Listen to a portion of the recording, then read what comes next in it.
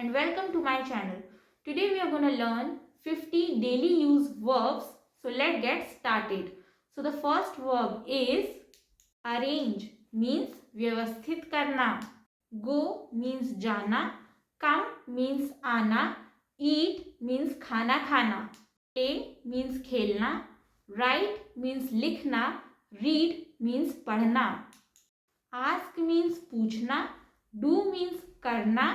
Call means बुलाना. Buy means खरीदना. Bring means लाना.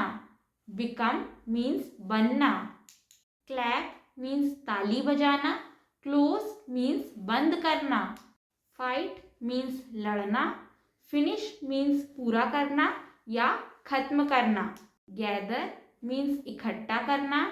Give means देना. Get means प्राप्त करना. Look means देखना. Like means पसंद करना. Make means बनाना. Motivate means प्रोत्साहित करना. Organize means व्यवस्थित करना. Open means खोलना. Purchase means खरीदना. Pluck means तोड़ना. Quarrel means झगड़ना. Sit means बैठना. Speak means बोलना. Teach means पढ़ाना. Tell means बताना. Accept means स्वीकार करना. Admire means प्रशंसा करना. Bow means झुकना. Borrow means उधार लेना. Catch means पकड़ना. Change means बदलना. Celebrate means उत्सव मनाना. Decorate means सजाना. Declare means घोषणा करना. Earn means कमाना. Empty means खाली करना. Hear means सुनना. Occur means घटित होना. Purify means शुद्ध करना. Stitch means सिलना.